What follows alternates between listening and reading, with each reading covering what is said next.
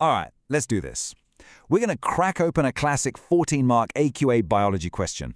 We'll go through it bit by bit, showing you exactly how to think like an examiner and bag every single one of those marks. Ready? Let's dive in. So, what is the secret sauce for a perfect exam answer?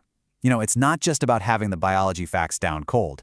It's about knowing what the person on the other side of that paper is looking for, their secret checklist. And that's what we're doing today. We're getting inside their head.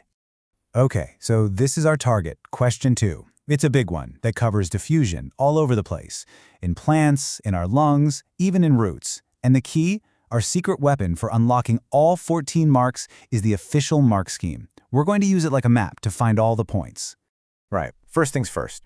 We're starting with the absolute basics, defining the process. This is question 2.1, and it's the foundation for everything else. You gotta nail this to get off to a great start. So here it is, a classic 2-marker. What is meant by the term diffusion? Just take a second. How would you phrase that? What keywords come to mind? And boom, here's the perfect answer right from the mark scheme. Now let's see where the 2 marks actually come from. You get 1 mark for saying it's the movement of particles. Easy enough. The second mark comes from this bit, from an area of higher concentration to an area of lower concentration. You have to have both of those parts to get the full 2 marks. No shortcuts. Okay, so we've got the definition down. Now let's see it in action in a real biological system. We're moving on to question 2.2, which is all about applying this whole diffusion idea to plants. So the paper gives you this diagram of a leaf, right? And it asks, pretty simply, which 2 things are going to speed up how fast carbon dioxide gets into those mesophyll cells? This is all about the factors that affect the rate of diffusion. You just have to pick 2 from the list they give you. And the correct answers are an increased CO2 concentration in the air and an increased number of open stomata. So why those 2? Well, think about it. If you have more CO2 outside, it's like a bigger crowd pushing to get in. That's a steeper concentration gradient, so diffusion happens faster. And more open stomata, that's just like opening more doors to a room. More entry points, faster entry. Makes sense, right? All right, deep breath. Now we're at the main event, the big one, the 6-marker. This is question 2.3, and it's the real challenge here. But this is also where you can really show what you know and leave other people in the dust. So they give you this diagram of the lungs, and the question is a total classic. Explain how the human lungs are adapted for efficient exchange of gases by diffusion. 6 marks! That means they're not looking for a quick answer. They want detail. They want structure. Now, here's the absolute #1 rule for a question like this. You can't just list the features. That's not going to cut it. To get those top marks, you have to, and I mean have to, link the feature to its function. For every what it is, you've got to explain why it matters. It's all about that feature-function link.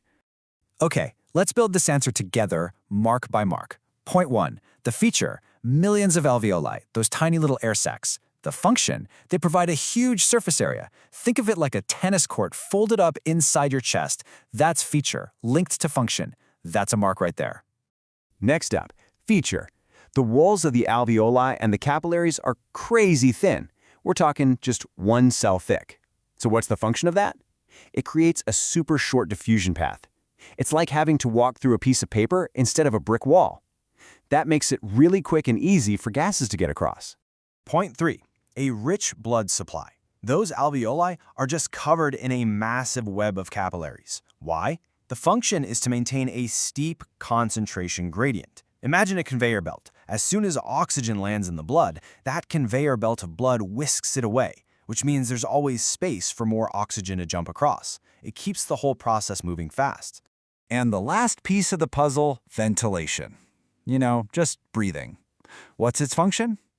Well, just like that blood conveyor belt, breathing maintains a steep concentration gradient on the air side. You breathe in, you bring in a fresh batch of high oxygen air, you breathe out, you get rid of the CO2-filled old air. It keeps everything efficient. Okay, we are in the home stretch now. For the last part of this question, we're switching gears a little bit. We're moving away from the lungs and back to plants, specifically looking at how their roots transport water and mineral ions.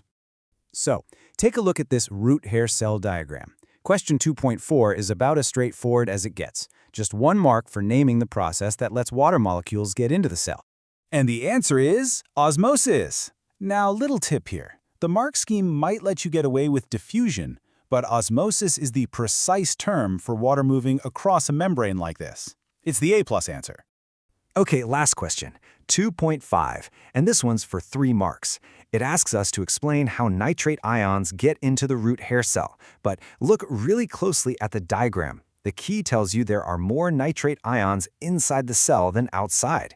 That's a massive clue, right? It tells you that whatever's happening here, it's not simple diffusion, because that goes from high to low. So here's the perfect recipe for a 3-mark answer. It's a 3-step process. First, you name the process, active transport. That's 1 mark. Second, you state what it needs, energy. That's mark number 2. And for the 3rd, crucial mark, you explain why it needs energy, because it's moving ions against the concentration gradient from low to high.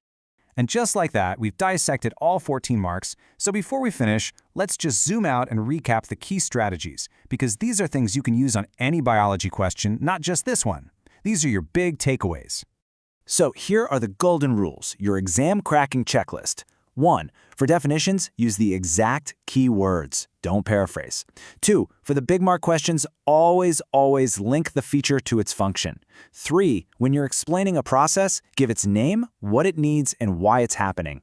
And 4. Don't ignore the diagrams. They are not just decorations, they are packed with clues, just like we saw with those nitrate ions. See? It's not just about what you know, it's about how you structure your answer. If you can do that, you're putting yourself in a fantastic position to smash it. So, how are you feeling? A bit more confident? Ready to take on the next one? Yeah, you've got this.